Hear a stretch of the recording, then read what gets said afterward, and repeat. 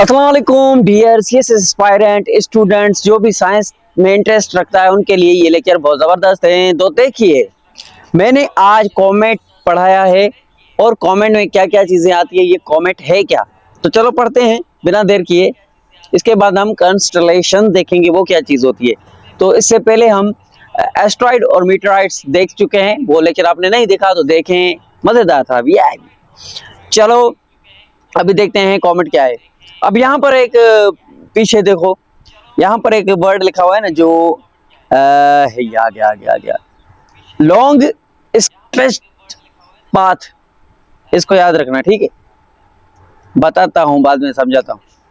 तो कॉमेट क्या है, व्हाट इज कॉमेट। सबसे पहले हम ये देखेंगे, कॉमेट एक छोटा जिस्म होता है जो स्पेस में होता है। ये बर्फ मतलब कि आइस, धूल, डस्ट और पत्थर, रॉक से मिलकर बना होता है। ठीक है, मैंने दो बार पढ़ा है, एक उर्दू में एक इंग्लिश में।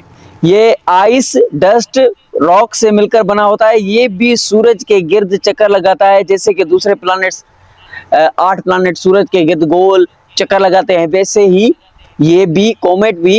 ये बहुत बड़े पत्थर होते हैं जो आसमान में उड़ते हैं और ये सूरज के गिर्द चक्कर लगाते हैं। अभी देखो आगे, लेकिन इसका रास्ता बहुत लंबा और गोल नहीं होता, बल्कि लंबा और अंडा शेप का होता है, जैसे अंडा होता है। जो यहाँ पर लिखा हुआ है ना, लॉन्ग एंड स्ट्रेच्ड पाथ्स, इसका मतलब मैं आपको समझाता हूँ। इसका मतलब है, यानी जब कॉमेट सूरज के गिर्द चक्कर लगाता है तो उसका रास्ता गोल सर्किल नहीं होता, बल्कि अंडा शेप का, इलिप्टिकल उसको कहते हैं, इलिप्टिकल शेप में होता है। ठीक है, लंबा और खींच गया, जैसे कि किसी चीज को ऐसे पकड़ कर ऐसे खींचते हैं, लंबा हो जाता है, इसी तरीके से ऐसा कोई शेप है इसका, स्ट्रेच है ये। कॉमेट का रास्ता गोल नहीं होता, बल्कि लंबा और स्ट्रेच होता है, जैसे एक अंडा होता है, उसका शेप होता है। यानी वो कभी सूरज के बहुत करीब होता है और कभी बहुत दूर चला जाता है। ठीक है, अब मैं आपको अपनी लैंग्वेज में समझाऊं। ठीक है, हम पढ़ेंगे क्या, हमने पढ़ा कि कॉमेट क्या है और कॉमेट के टाइप्स क्या हैं, ये पढ़ेंगे और थोड़ी उसकी इंपॉर्टेंट पॉइंट्स देखेंगे, तो उसके बाद कंक्लूड करेंगे। देखो, ये आसमान पे एक पत्थर उड़ते हैं जो कि पता नहीं कितने सालों के बाद ये सूरज के करीब आते हैं। जब ये सूरज के करीब आते हैं तो इनमें कुछ ऐसी चीजें मौजूद है, मैं अभी बता रहा हूँ, जिसकी वजह से इसको आग लग जाती है और ये तेजी से जाता है और ये फट जाता है। ठीक है, अभी मैं आपको समझाता हूँ। अब ये हो गया कॉमेट क्या है। कॉमेट के बाद अभी आप देखें, कॉमेट एक स्मॉल बॉडी होती है, स्पेस में उड़ती है। ये आइस, डस्ट और रॉक की बनी होती है, सन के गोल ऑर्बिट करती है। ये लॉन्ग और स्ट्रेच पाथ में चलती है। ठीक है, इसका रास्ता कुछ अलग है। अभी देखो, मैं आपको समझाता हूं।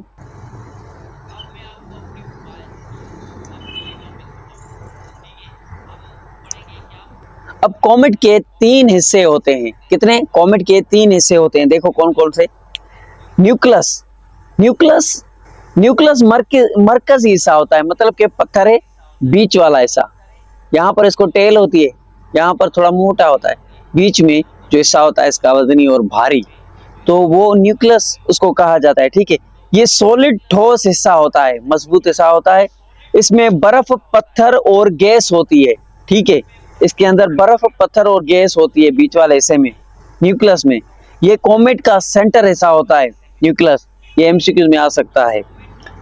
और दूसरा है इसका कोमा, तीसरा है टेल। तो कोमा को देखते हैं दूसरे नंबर पर। ये धुंध या गैस का गुब्बारा होता है। ठीक है, अब देखो, जब कॉमेट सूरज के करीब आता है, जब ये पता नहीं कितने सालों के बाद ये सूरज के करीब आता है, ये सूरज के जब करीब आता है तो उसकी बर्फ पिघलती है, बीच के हिस्से वाली। ठीक है, इससे गैस और धूल निकलती है जो न्यूक्लियस के इर्द गिर्द एक धुंध बना देती है। ठीक है, तो कोमा इसको कहते हैं। जो इसका बीच वाला हिस्सा है, वहां से जब बर्फ पिघलती है और धूल निकलती है तो उसको हम कोमा कहते हैं। सूरज के करीब जाता है तो ये फेनोमेना स्टार्ट हो जाता है, वैसे ये नहीं होता, वैसे ये उड़ता रहता है। ठीक है, सूरज इसको जलाकर इस तरह से करता है, इसी को ही कोमा कहते हैं।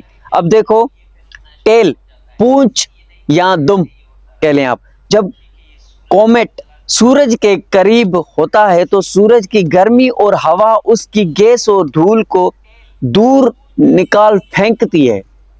ये फेनोमेना नेचुरल फेनोमेना होता है उसके अंदर, आसमान पर, स्पेस पर। ठीक है, समझने की कोशिश करें, इतनी मुश्किल कोई भी चीजें नहीं है, पढ़ें तो आप हर चीज पढ़ सकते हैं, याद कर सकते हैं। अपनी लैंग्वेज में याद करें, इंग्लिश में बाद में आप जल्दी में कर लेंगे, कोई मसला ही नहीं।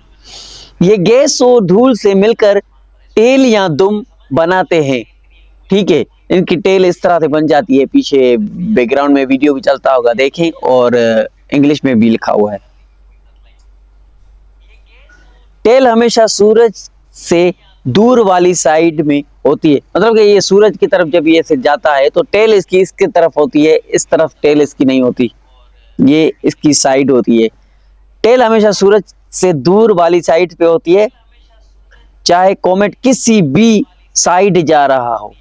ठीक है, अब कॉमेट अभी ऐसे उड़ता है, किसी भी साइड में जा रहा है, लेकिन इसकी टेल जो होती है ना वो पीछे की साइड होती है। जब सूरज आगे है तो इसकी टेल पीछे होगी, चाहे ये किसी भी डायरेक्शन में सूरज की तरफ जाएगा, इसकी टेल आगे नहीं जा सकती, इसकी टेल पीछे ही रहती है। बस ये नेचुरल फेनोमेना है। जरूरी मालूमात, मतलब कि की पॉइंट्स की अभी बात करेंगे। कॉमेट अक्सर गंदा स्नोबॉल कहा जाता है, इसको डर्टी स्नोबॉल कहा जाता है, कहते हैं इसको। ये सोलर सिस्टम के दूर हिस्से से आते हैं, जैसे कि क्यूपर बेल्ट और ऑर्ट क्लाउड। अब देखो, मैंने आपको क्यूपर बेल्ट वाला लेक्चर आपने देखा होगा, वो मैंने आपको कंप्लीट लेक्चर दिया हुआ है। आप प्ले लिस्ट में जाएं, सारे जनरल साइंस और एबिलिटी के लेक्चर देता आ रहा हूं मैं, वो पढ़े हैं तो आप वो देख सकते हैं। जनरल साइंस में ये आता है टॉपिक। तो आप देखो कि इसको, ये दूर से आते हैं, ये हमारे सोलर सिस्टम में आते हैं, लेकिन दूर से आते हैं, ये दूर के हिस्से से आते हैं, जैसे कि क्यूपर बेल्ट और ऑर्ट क्लाउड्स, ये भी हैं। कोई चीज मैं पिक्चर देखकर सेंड करता हूं।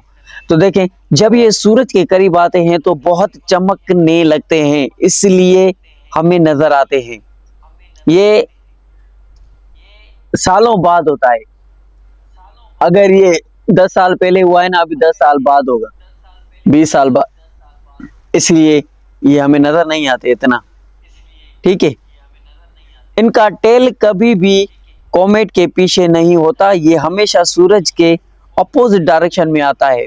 ये तो मैंने आपको बता लिया कि इसका जो टेल होता है वो सूरज के हमेशा अपोजिट साइड होता है, मतलब कि आगे वाली साइड ये पत्थर ऐसे घूमता नहीं है। ठीक है, अभी ये इस तरह से जा रहा है तो इसकी टेल पीछे होगी। मशहूर कॉमेट्स का नाम, अब ये साइंस टेस्ट है और एस्ट्रोनॉमर है। एस्ट्रोनॉमर वो साइंटिस्ट होते हैं जो आसमान पर रिसर्च करते हैं। अभी देखो, हॉलेस कॉमेट, ये हर 75, 76, 76 साल बाद नजर आता है। दुनिया का सबसे मशहूर कॉमेट। डायग्राम देखें। तो ये था आज का लेक्चर, उम्मीद करता हूँ आपको अच्छा लगा होगा। कल हम पढ़ेंगे ये कंस्टलेशंस क्या है, फिर जनरल साइंस और एबिलिटी के बुक में कुछ एमसीक्यूज लिखे हुए हैं। चैप्टर 1 आज हमारा कंप्लीट होगा, तो हम वो सीएसएस एमपीटी स्क्रीन टेस्ट के लिए सारी वो एमसीक्यूज की कल से शुरू करेंगे। ठीक है, कीप वॉचिंग, स्टे कनेक्टेड, अल्लाह हाफिज।